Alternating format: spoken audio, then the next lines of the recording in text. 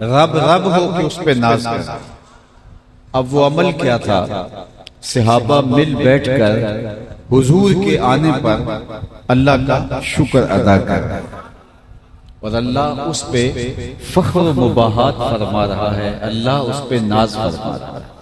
اللہ کی رحمتوں سے کوئی بعید نہیں کہ آج کی یہ نورانی مجلس بھی قبول کر لی جائے، اور اللہ فرشتوں سے فرمائے دیکھو صدیاں بیت گئی، 1500 برس کا عرصہ گزر گیا، اور یہ آج بھی بیٹھ کے اس نعمت کا شکرانہ ادا کر رہے ہیں۔ باقی جہاں تک حضور کی صورت میں اللہ کی عطا کے شکرانے کا حق ہے تو ساری زندگی بھی حضور کا میلاد مناتے رہیں، حق کے شکر ادا نہ ہو۔ ہمارے بدن پہ اتنے بال نہیں ہیں جتنے رسول اللہ کے احسانات ہیں۔ ہمارا ایک ایک عضو بدن قرض رسالت میں جکڑا ہوا ہے، تو یہ ہماری خوش بختی ہے کہ ہمیں حضور نصیب ہوئے۔ آج دنیا کی آبادی 8 کروڑ کے 8 ارب کے قریب ہو گئی۔ 8 ارب کو دنیا کی آبادی چھو رہی ہے، اور دنیا کے اوپر الہامی اور غیر الہامی مذاہب، ان کی تعداد اگر آپ دیکھیں تو 500 سے متجاوز ہے۔ 500 سے زیادہ مذہب دنیا کے مختلف خطوں میں پائے جاتے ہیں، اور 8 ارب دنیا کی آبادی ہو گئی۔ میں اور آپ مسلمانوں کے گھر میں پیدا ہوئے تو یہ اتفاق نہیں تھا، یہ ہماری کسی محنت کا ثمرہ نہیں تھا، ہم نے کوئی ٹوکن نہیں دیا تھا کہ نتیجتاً ہمیں مسلمانوں کے گھر میں پیدا کیا گیا۔ یہ محض اللہ کا کرم ہے کہ حضور کا غلام بنایا گیا۔ ساری زندگی اس کا شکرانہ ادا کرتے رہے، حق کے شکر ادا کرو۔ میری خوش قسمتی میں تیرا امتی، یہ میرے مقدر، یہ آپ کے مقدر۔ بری نازم کے ہستم امتے تو گناہ گارم و لیکن خوش نصیب۔ یہ میری اور آپ کی فیروز بختی ہے کہ ہمیں حضور کا غلام بنایا گیا ہے۔ جب ہم لفظوں سے شناخت نہیں رکھتے تھے، لہجوں کی پہچان نہیں تھی، ماں کی بولی بھی نہیں جانتے تھے، ہمارے کان میں عربی کی اذان دلوائی گئی، جب ہم اپنی مادری زبان بھی نہیں جانتے تھے، تو گویا یہ ہمیں مبارکباد پیش کی گئی، مبارک ہو تم حضور کے غلام بن کے آئے۔ شاہوں سے ملا ہے نہ تونگر سے ملا ہے، اللہ کا عرفان اسی گھر سے ملا ہے۔ اوروں کو ملا ہے تو مقدر سے ملا ہے، مجھ کو تو مقدر بھی تیرے در سے۔ تو یہ ہمارے وقت کے ہمیں حضور کی غلامی کا اعزاز نصیب ہوا، یہ ہمارے لیے اعزاز ہے۔ ورنہ لوگوں نے تمنائیں کی، آرزویں کی۔ کتب میں 12 نبیوں کی تمناؤں کا ذکر ہے جنہوں نے حضور کی امت میں ہونے کی تمنا کی۔ ہر نبی حضرت سیدنا علی المرتضی رضی اللہ تعالیٰ عنہ، مولا کائنات، مولا کل جہاں، فرماتے ہیں کہ ہر نبی نے، ہر پیغمبر نے اپنی امت کو حضور علیہ السلام کے بارے میں بتایا کہ وہ آنے والے ہیں۔ ہر پیغمبر نے حضور علیہ السلام کی نشانیاں بتائیں اپنی امت کو۔ اللہ، کوئی کہہ رہا ہے ربنا وابعث فیہم رسولا، مالک آنکھیں بوڑھی ہو گئی ہیں، کب آئے گا، انتظار کر رہا ہے۔ کوئی کہہ رہا ہے لیسا بفظ ولا بغلظ، وہ ترش مزاج نہیں ہوگا، وہ سخت لہجہ نہیں رکھنے والا ہوگا، بس وہ آیا چاہ رہا ہے۔ حضرت عیسیٰ نے تو نام تک بتا دیا، مبشرا برسول یاتی من بعد اسمہ احمد، لوگوں میں نام بھی بتاتا ہوں، اس کا نام احمد ہوگا۔ ایک ہواری کھڑا ہو گیا، حضرت جس کے قصیدے آپ بھی پڑھ رہے ہیں کیا آپ سے بھی افضل ہوگا؟ تو حضرت عیسیٰ نے کیا جواب دیا؟ فرمایا افضل ہونے کی بات پوچھتے ہو، وہ تو اتنی عظمتوں کا حامل ہے، اگر اس کے نالین کے تسمے کھولنے کی سعادت ابن مریم کو مل جائے تو یہ بھی مقدر کی بات ہے، یہ بھی بخت کی بات ہے کہ اس کے نالین کے تسمے کھولنے کی سعادت پاؤں۔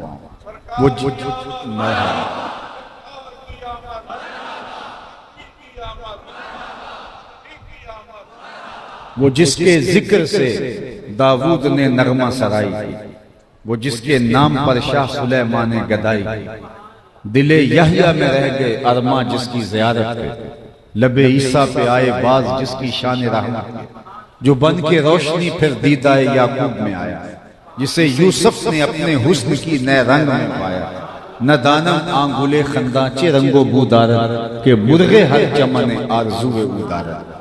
ہر کوئی اسی تمنا میں بیٹھا ہے کہ کاش کہ ان کا دیدار بحیرہ راہب سے پوچھ لیجئے، وہ راستے میں کلی ڈال کے بیٹھ گئے۔ اس نے اپنے مذہب کی کتابوں میں پڑھا تھا کہ نبی آخر زمان کا یہاں سے گزر ہوگا، وہ وہیں بسیرا کر لیتا ہے۔ وظیفہ کیا کرتا ہے؟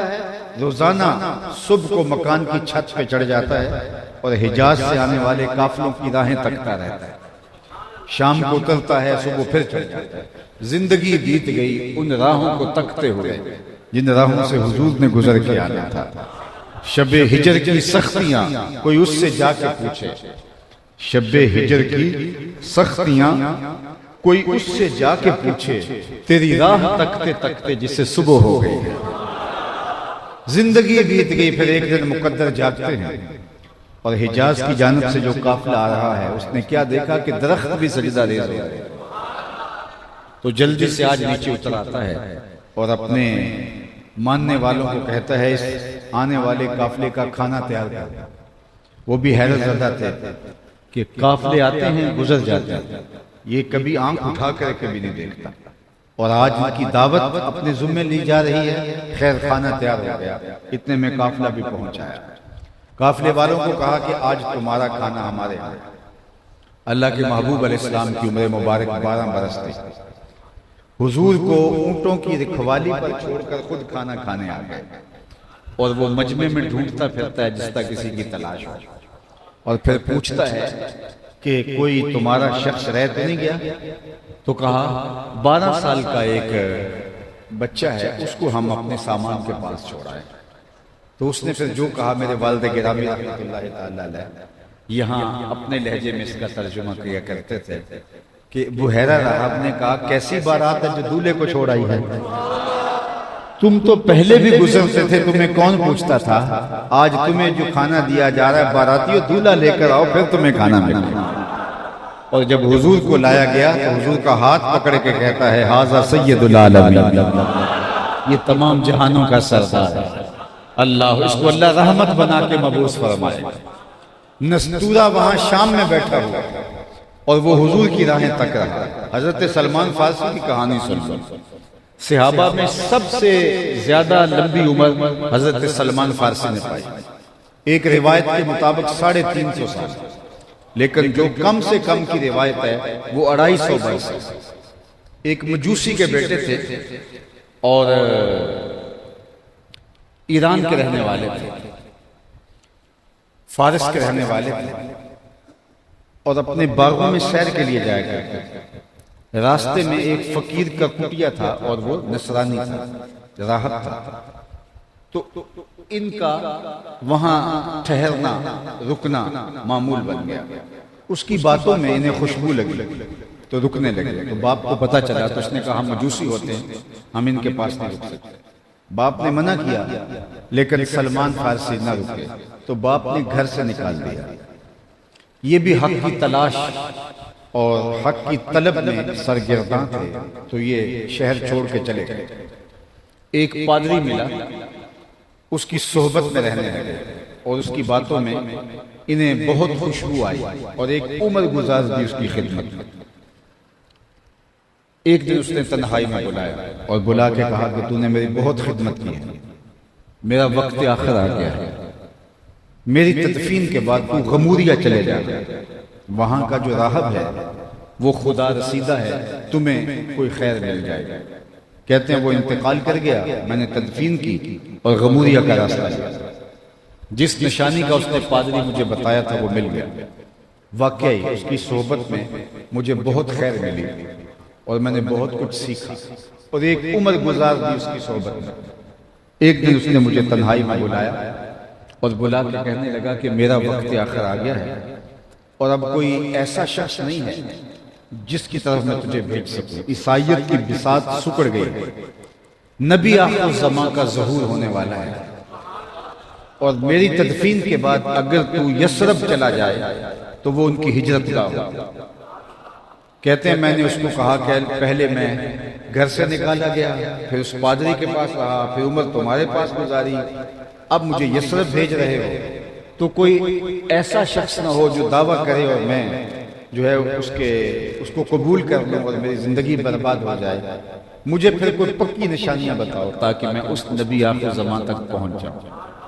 تو اس پادری نے جو غموریہ میں تھا سلمان فارسی کو 3 نشانیاں بتائیں، کہ ایک تو وہ صدقہ نہیں لے گا، دوسرا ہدیہ رد نہیں کرے گا، تیسرا اس کے 2 کندھوں کے درمیان مہر نبوت ہو۔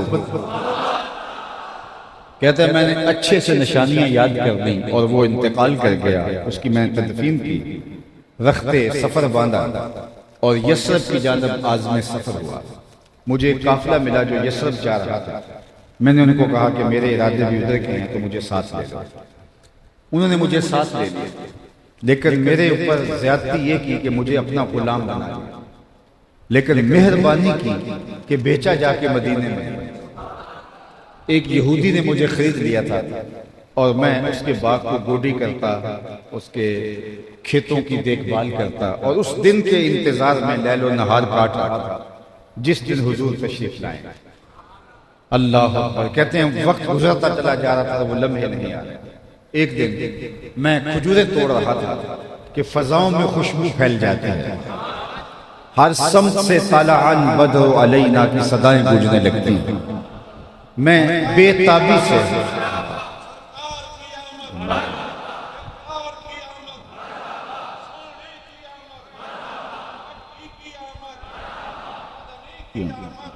کہتے ہیں میں بے تابی کے ساتھ انہی لمحوں کا منتظر تھا، تو میں نے اوپر سے چھلانگ لگا دی اور دوڑنے لگا۔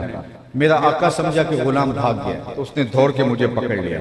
تو میں نے اس کو کہا میں بھاگا نہیں ہوں، یہ جسم تیرا ہی غلام ہے لیکن دل نوکر کسی اور کا ہے۔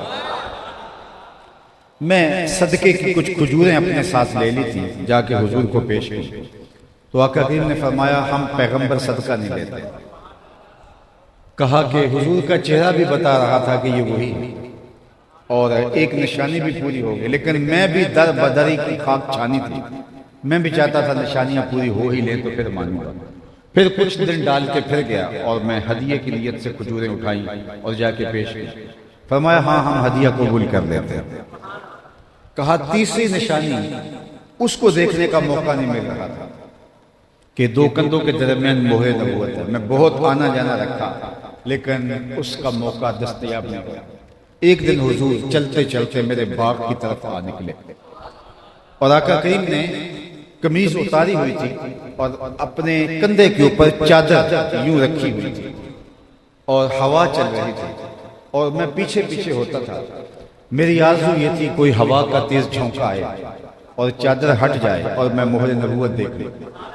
حضور میرے ارادہ قلب سے آگاہ ہوئے، فَأَلْقَى إِلَيَّ رِدَاءَهُ، حضور نے چادر اتار کے میری جانب پھینکی اور پھر کمر کو خم دے کے میری جانب کرتے ہوئے فرمایا انظر الی ما امرت بہ، اس پادری نے جو بتایا تھا دیکھ لے۔ کہا میں نے دیکھا حضور کے دونوں کندھوں کے درمیان مہر نبوت، پھر لبوں پہ کلمے جاری ہو گئے۔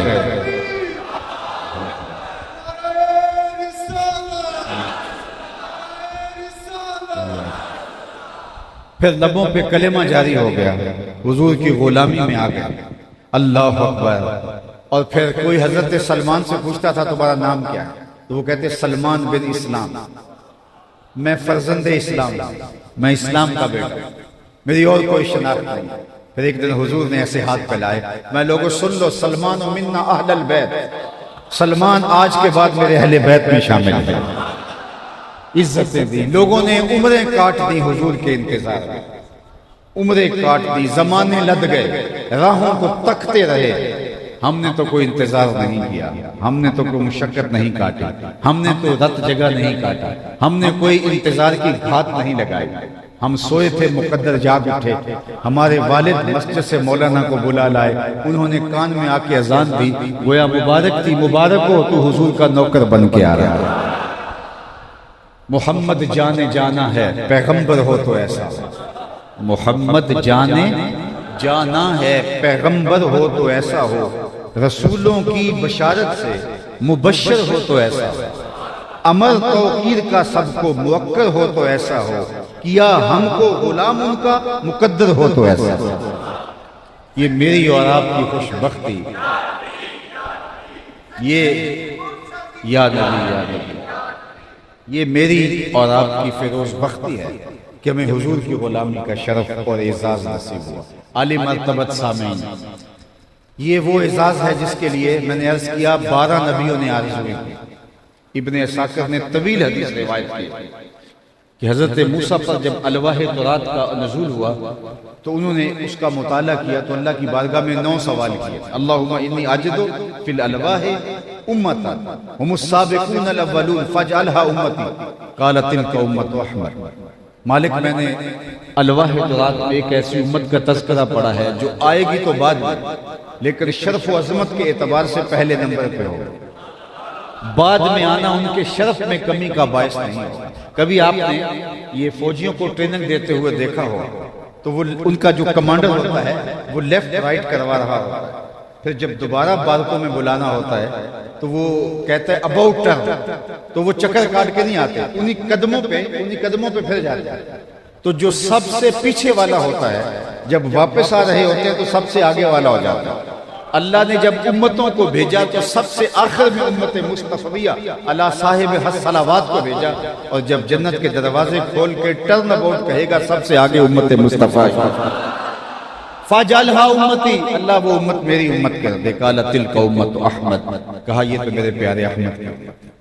फिर कहा अल्लाहुम्मा जिंदाबाद।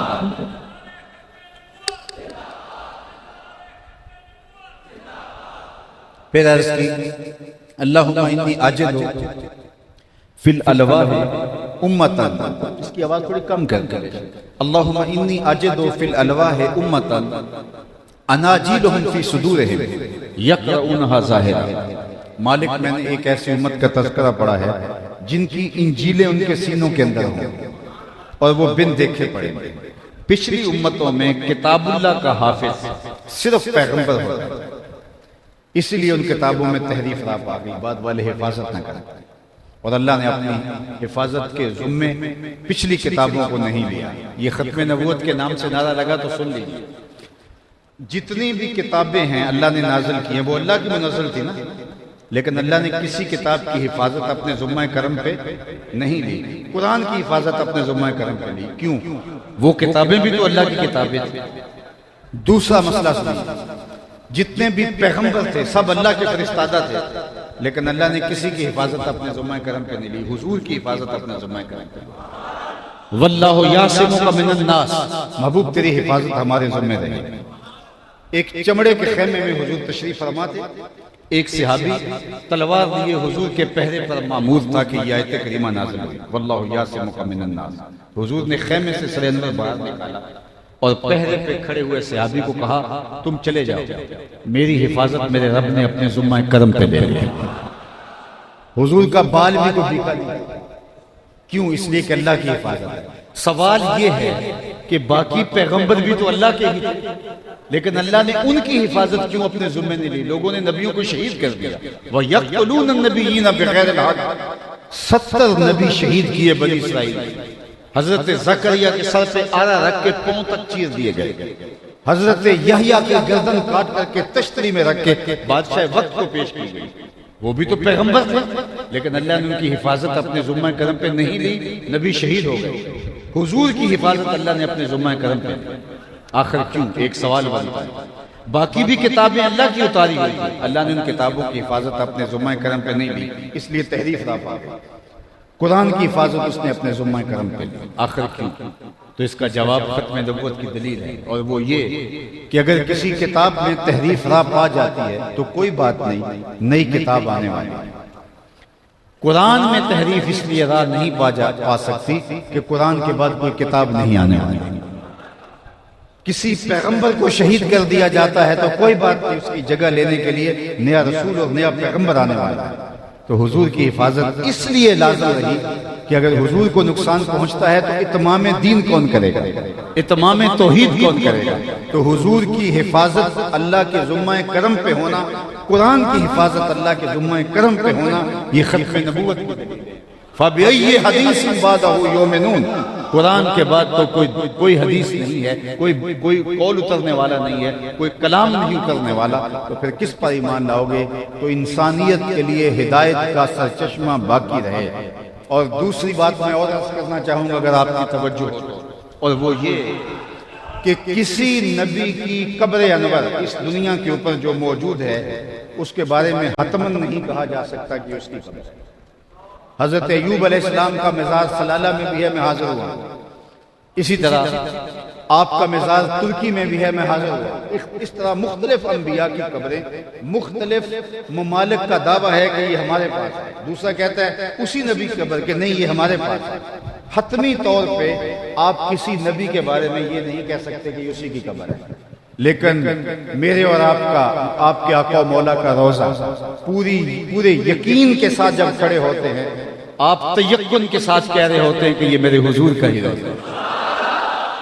بلکہ سنیے امام مالک نے کیا کہا، امام اعظم ابو حنیفہ، امام شافعی، امام احمد بن حنبل، یہ تینوں ائمہ کہتے ہیں اگر کوئی حضور کے روضے پہ جائے تو یہ کہے کہ میں حضور کے روضے پہ جا رہا ہوں، روضہ انور سے ہو کے آئے تو کہے کہ میں حضور کے روضہ انور کی زیارت کر کے آ رہا ہوں۔ یہ تین ائمہ کا قول ہے، لیکن امام مالک کہتے ہیں نہیں، اگر کوئی حضور کے روضے پہ جائے تو یہ کہے میں حضور کو ملنے جا رہا ہوں۔ اگر کوئی حضور کے روضہ انور سے ہو کے آئے تو یہ نہ کہے کہ روضے سے ہو کے آیا ہوں، بلکہ یہ کہے میں حضور سے مل کے آیا ہوں۔ اللہ اکبر! تو یہ ختم نبوت کی دلیل ہے، اور آج بھی ہم جب دکھ زیادہ ہوتے ہیں حضور کی دہلیز پہ چلے جاتے ہیں اپنے دکھڑے سنانے کے لیے، اپنے درد سنانے کے لیے۔ تو اللہ جل شانہ نے اس قرآن کی حفاظت کی کہ اس کو سینوں میں محفوظ کیا۔ 7 سال کا بچہ ہے، پورا قرآن سینے میں موجود۔ تو کہا مالک ایک ایسی امت کا تذکرہ پڑھ رہا ہوں، اناجیلہم فی صدورہم یقرؤونہا ظاہرا فجعلھا امتی، قال تلک امت احمد، کہا یہ تو میرے پیارے احمد کی امت ہے۔ حدیث بہت طویل ہے، 9 سوال ہے، جب ہر سوال کے جواب میں یہی تلک امت احمد، تلک امت احمد، حضرت موسیٰ نے عرض کیا اللہم اجعلنی من امت احمد، اللہ اس امت کو میری امت نہیں بناتا تو مجھے اس نبی کی امت سے بنا دے۔ تمنائیں کی، آرزویں کی، اور حضور کی امت میں ہونے کی نبیوں نے جو ہے وہ خواہشیں کی، ہم نے کوئی خواہش نہیں کی۔ ہماری خوش قسمتی کہ ہم حضور کے غلام ٹھہرے۔ تو جب اتنا بڑا اعزاز اللہ نے ہمیں دیا جس کے لیے نبی آرزویں کرتے رہے، اللہ اکبر، تو مجھے یہ بتائیے کہ ہم اس پر پھر فخر کیوں نہ کریں۔ ایک دن صحابہ تشریف فرما تھے، بیٹھے تھے، مجلس جمی تھی۔ ایک نے کہا حضرت آدم علیہ السلام کی بڑی شان ہے، وہ ابو البشر ہیں، انسانیت کا نقطہ آغاز ہے۔ دوسرے نے کہا کیوں نہیں، لیکن شان حضرت ابراہیم کی کون سی تھوڑی، جد الانبیاء ہے۔ اللہ اکبر! اللہ جل شانہ کی رضا کے لیے بے خطر نارے نمرود میں کود جانے والے اللہ کے پیغمبر، کیا شان ہے۔ ایک نے کہا حضرت موسیٰ کی بہت شان ہے، ایک نے کہا حضرت عیسیٰ کی شان بڑی ہے، بن باپ کے پیدا ہوئے۔ یہاں تک بات پہنچی تھی کہ حجرہ انور سے نکل کے حضور بھی تشریف لے آئے اور فرمایا کہ قد سمعت کلامکم وعجبکم، اے صحابہ تمہارا کلام بھی سنا اور خوشی سے تعجب کا اظہار کرتے بھی میں نے سنا۔ تم نے کہا کہ آدم علیہ السلام کی بڑی شان ہے، ہوا کذالک، وہ ایسے ہی ہوا صفی اللہ، وہ اللہ تعالیٰ کا انتخاب۔ اللہ اکبر! تم نے کہا نوح علیہ السلام کی بڑی شان ہے، ایسے ہی ہے، وہ نجی اللہ ہے۔ تم نے کہا ابراہیم علیہ السلام کی بڑی شان ہے، وہ ہوا خلیل اللہ، وہ اللہ کے خلیل ہیں۔ تم نے کہا حضرت موسیٰ کی بڑی شان ہے، ہوا کلیم اللہ، وہ اللہ کے کلیم ہے، سرطول خدا سے کلام فرمانے والے ہیں۔ تم نے کہا کہ حضرت عیسیٰ کی بڑی شان ہے، ہوا کلمۃ اللہ و روح، وہ کلمۃ اللہ ہے اور اللہ کی روح ہیں۔ پھر اس کے بعد اللہ کے محبوب نے فرمایا الا وانا حبیب اللہ، سن لو میں اللہ کا حبیب ہوں۔ اور فرمایا لواء الحمد میرے ہاتھ میں ہوگا، قیامت کے دن حمد کا جھنڈا میرے ہاتھ میں ہوگا۔ اور جن سب نبیوں کا تم نے ذکر کیا، آدم علیہ السلام سے لے کر حضرت عیسیٰ تک، یہ سارے میرے جھنڈے کے سائے تلے۔ ولا فخرہ، اور میں اس پہ فخر نہیں کرتا۔ یہاں مولا علی قاری نے نقطہ اٹھایا، کیا خوب ذرا عالی قدر علماء کی ضیافت طبع کی نظر کرتا ہوں علماء نے کہا کہ جب پیغمبر جھنڈے کے سائے تلے کھڑے ہوں بات تو فخر کی بنتی ہے، کرتے کیوں نہیں؟ جس کے حسن کے چراغ سے مصر کے بازار میں جلتے ہوئے سارے چراغ بجھ جاتے ہیں اور مہوش اپنی انگلیاں کاٹ لیتے ہیں، وہ جھنڈے کے سائے تلے کھڑا ہو، بات تو فخر کی بنتی ہے نا؟ سرے طول خدا سے ہم کلام ہونے والا کلیم اللہ جھنڈے کے سائے تلے کھڑا ہو، بات تو فخر کی بنتی ہے نا؟ بن باپ کے پیدا ہونے والا، پاؤں کی ٹھوکر سے مردوں کو زندگی دینے والا، آنکھوں پہ انگلیاں رکھے تو روشنی اتر آئے، نابینوں کو جو ہے وہ نور بخشنے والا پیغمبر جھنڈے کے سائے تلے کھڑا ہو، بات تو فخر کی ہے نا؟ حضرت عیسیٰ بیٹے کی گردن پہ، حضرت ابراہیم بیٹے کی گردن پہ چھری رکھ دینے والے رب کی رضا کے لیے جھنڈے کے سائے تلے کھڑے ہوں، بات تو فخر کی ہے نا؟ کہا بلا فخر میں نہیں کرتا، تو مولا علی قاری کہتے ہیں جب بات فخر کی ہے تو کرتے کیوں نہیں؟ تو پھر خود ہی جواب دیا کہ حضور فخر کیوں کرے، یہ فخر کرے جنہیں حضور کے جھنڈے کا سایہ مل گیا۔ یہ میرے لیے فخر کی بات نہیں، یہ ان کے لیے فخر کی بات ہے۔ فخر کا دل میں دریچہ باز کرنا چاہیے، جن کا تو آقا ہے ان کو ناز کرنا چاہیے۔ اللہ اکبر، ذرا غور کیجیے، جن کا تو آقا ہے ان کو ناز کرنا چاہیے۔ تو جب حضور کے جھنڈے کے سائے تلے ہونا نبیوں کا فخر ہے تو ہم امتی ہیں، ہمیں فخر کریں۔ اور اگر آپ کے لطیف ذوق کو میں مہمیز لگاؤں تو ایک خوبصورت بات آپ کے سامنے رکھنا چاہتا ہوں۔ یار ہم تو امتی ہیں، ہم تو فخر کرے ہی کرے، نبیوں کو حضور کے جھنڈے کا سایہ ملا وہ تو فخر کرے ہی کرے، لیکن ذرا قرآن کے ورقے تو کھولو۔ قرآن کہتا ہے فلا وربک، محبوب مجھے تیرے رب کی قسم، رب رب ہو کے اس بات پہ ناز کر رہا ہے میں محمد کا رب، اللہ اکبر، رب رب ہو فلا وربک، مجھے تیرے رب، یہ نہیں کہا مجھے شمس و قمر کی قسم، مجھے زمین و آسمان کی قسم، مجھے عرش الہی کی قسم، مجھے کعبۃ اللہ کی قسم، مجھے کائنات کے ارض و سماوات کی قسم۔ کہا نہیں، بلکہ یہ بھی نہیں کہا مجھے میری قسم، کہا مجھے تیرا ہونے کی قسم، فلا وربک، مجھے تیرا ہونے کی قسم۔ حضرت رابعہ بصریہ نے ایک جملہ کہا کہ اللہ کی محبت کا وفور اتنا ہے کہ اس وفور میں میں کسی اور کی محبت کی جگہ نہیں پاتی، بلکہ ذات رسالت مآب صلی اللہ علیہ وسلم کی محبت کی گنجائش بھی نہیں رہی کہ اس قدر اللہ کی محبت کا غلبہ میرے اوپر آ گیا۔ حضرت شیخ احمد مجدد الفسانی علیہ رحمہ فرماتے ہیں رابعہ بصریہ کا یہ جملہ کلمہ شکریہ ہے، حالت شکر میں کہا ہے، ادھر جاتے ہوئے کہا ہے، لیکن کہا میں صحو میں کہہ رہا ہوں، ہوش میں کہہ رہا ہوں، اور جاتے ہوئے نہیں وہاں سے آ کے کہہ رہا ہوں۔ انہوں نے تو کہا تھا کہ وفور محبت اس قدر ہے ذات باری کا کہ کسی کی گنجائش نہیں ہے، لیکن شیخ احمد کہتے ہیں میں کھلی آنکھوں سے، میں پورے ہوش میں کہہ رہا ہوں من خدا را ازاں پرستم کہ او رب محمد، کہ لوگوں میں تو خدا کو بھی خدا اس لیے مانا ہے کہ وہ محمد کا رب ہے۔ اور میرے امام بھی بولے فیض پہنچایا رضا احمد پاک کا، ورنہ ہم کیا جانتے خدا کون ہے۔ خدا تک رسائی ملی تو حضور کی چوکٹ، اگر یہ در نہ ملتا تو کیسے خدا تک ہم پہنچ پاتے؟ جو خیال میں آتا نہیں، سوچوں میں سماتا نہیں، نہ چھوا جائے، نہ پکڑا جائے، نہ دیکھا جائے، نہ سونگا جائے، نہ تصور میں آئے، نہ گمان میں آئے، نہ خیال میں آئے، نہ عقل و خرد کے دائروں میں آئے، تو اس پر یقین کیسے ہوا؟ اور یقین اتنا اللہ پر جس کو دیکھا نہیں، جس کو چھوا نہیں، جس سے کلام نہیں ہوا، جس کو سوچا بھی نہیں جا سکتا، سمجھا بھی نہیں جا سکتا، تولا بھی نہیں جا سکتا، ناپا بھی نہیں جا سکتا، خیال اور تصور کی حدود سے بھی بھرا ہے، لیکن کڑکتی دوپہر برستی گرمی اور بدن گرمی سے چور، ٹھنڈا پانی دستیاب، دروازے مکفل، لیکن ایک گھونٹ بھی حلق سے نیچے نہیں اتارتے کہ میں نے روزہ رکھا ہے میرا اللہ مجھ کو دیکھ رہا ہے۔ اس ذات پر اتنا پختہ یقین کیسے ہوا، اتنا تیقن کیسے ہوا جس کو دیکھا بھی نہیں ہے، جس کو سوچا بھی نہیں جا سکتا، جس کو سمجھا بھی نہیں جا سکتا، جو حدود عقل سے ورا ہے۔ اکبر الہ آبادی نے کہا تھا تو دل میں تو آتا ہے سمجھ میں نہیں آتا، تو دل میں تو آتا ہے سمجھ میں نہیں آتا، میں جان گیا بس تیری پہچان یہی ہے۔ اتنا پختہ یقین اس ذات پر حاصل کیسے؟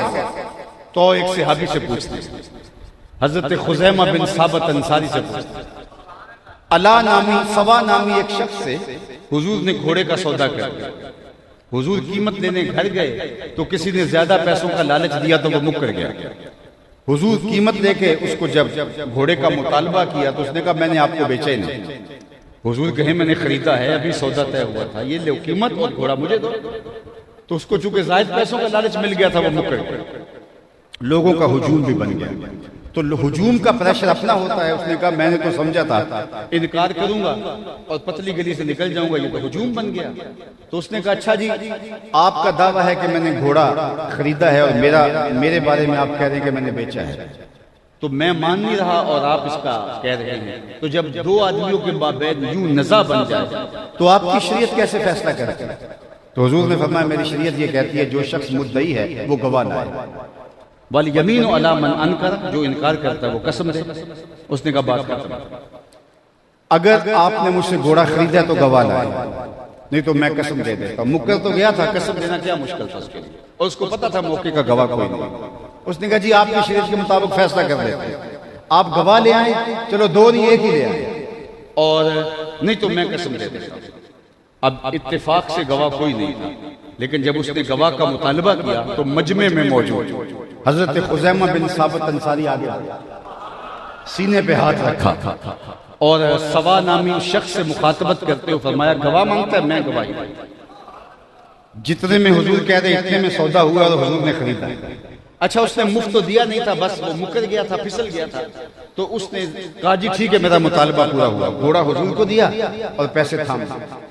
جب مجمع چھٹنے لگا، لوگ ہٹنے لگے، تو حضور نے حضرت خزیمہ کو بلایا. کہا خزیمہ بات بھی سچی، گواہی بھی سچی، مل گئی گواہی اور گھوڑا بھی مل گیا، لیکن تم نے گواہی کیسے دی؟ تم تو موقع پہ موجود ہی نہیں تھے. تو سنو حضرت خزیمہ نے کیا جواب دیا. اللہ حضرت خزیمہ نے عرض کی یا رسول اللہ یہ گھوڑا کیا ہوتا ہے؟ آپ کے کہنے پہ رب کی گواہی نہیں دیتی. آپ نے کہا تھا ہے، ہم نہ سوچ میں آئے، نہ خیال میں آئے، نہ وہم میں آئے، نہ تصور میں آئے، نہ ناپا جائے، نہ تولا جائے، نہ سمجھا جائے، نہ سوچا جائے. آپ نے کہا ہے، ہم نے مان لیا. یہ گھوڑا کیا ہوتا ہے؟ تو حضور نے حضرت خزیمہ کا ہاتھ پکڑ کے فضا میں بلند کیا. جو لوگ جا رہے تھے لوگوں رک جاؤ، کسی عدالت کچہری میں گواہ کی ضرورت ہو تو میری شریعت دو گواہ مانگو، لیکن جہاں میرا خزیمہ ہوگا وہاں ایک ہی گواہی دو کے قائم مقام ہوگا. فیض پہنچا ہے رضا احمد پاک کا، ورنہ ہم کیا جانتے خدا کا. قرآن مجید کا ایک اسلوب دیکھ لیجیے اور میری تقریر جو ہے وہ اختتام کو پہنچ جائے گی. میں اس بات کو محسوس کر رہا ہوں کہ وہاں نیچے اوپر چھتوں پہ اور گلیوں میں لوگوں کا ہجوم ہے اور گرمی کی بھی شدت ہے. قرآن مجید کا ایک اسلوب دیکھ لیجیے. وَإِذَا سَأَلَكَ عِبَادِي عَنِّي فَإِنِّي قَرِيبٌ. ذرا اس کا لطف لے لیجیے اور گفتگو اختتام کو پہنچے. اے حبیب میرے بندے تیرے پاس آ کے میرا پوچھتے ہیں. ذرا توجہ چاہیے. میرے بندے تیرے پاس آتے ہیں اور پھر میرا پوچھتے ہیں. گلیوں کی، بازاروں کی، چوکوں چوراہوں کی، جنگلوں کی، صحراؤں کی، دریاؤں کی، پہاڑوں کی خاک چھانتے چھانتے محبوب تیرے پاس آتا اور تیرے سے آ کے میرا پوچھتے ہیں. بندے میرے ہیں، آتے تیرے پاس ہیں اور تیرے پاس آ کے پوچھتے پھر میرا. اللہ فَإِنِّي قَرِيبٌ. اے محبوب میرے بندے جب تیرے پاس آ کے میرا پوچھے، فَإِنِّي قَرِيبٌ، ان آنے والوں کو بتلا دے میں دور نہیں نیڑے.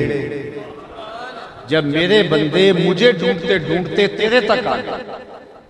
فا تاکیبیہ کے بعد علماء نے کہا کل مقدر ہے، تو اس کا معنی یہ ہوگا فَقُلْ إِنِّي قَرِيبٌ. ان آنے والوں کو تسلی دے دے، بتا دے کہ تم سچی طلب میں نکلے ہو، مل جائے گا. تم جس کی تلاش میں نکلے ہو اس کو پالو. فَإِنِّي قَرِيبٌ، میں دور نہیں ہوں، نیڑے ہوں. یہ ہے کل کے مقدر ماننے سے معنی. لیکن صوفیہ فرماتے ہیں کل مقدر ماننے کی ضرورت ہی کیا ہے، معنی ہی سیدھا ہے. علماء نے تو کہا نا کل مستتر ہے. فَقُلْ إِنِّي قَرِيبٌ، آنے والوں کو کہہ دے محبوب کہ میں رب دور نہیں نیڑے ہوں. لیکن صوفیہ کہتے ہیں کہ کل مقدر کیوں ماننا ہے، بات ہی سیدھی ہے. محبوب میرے بندے مجھے ڈھونڈتے ڈھونڈتے جب تیرے تک آ جائیں تو محبوب جب تیرے تک آ جائے میں پھر بھی دور ہوں. جب میرے بندے مجھے ڈھونڈتے ڈھونڈتے تیرے تک آ گئے، محبوب جو تیرے تک آ گئے وہ میرے تک آ گئے. تیرے تک پہنچنا ہی تو میرے تک پہنچنا ہے نا، اور تیرے پاس آ کے میرا پوچھ رہے ہیں.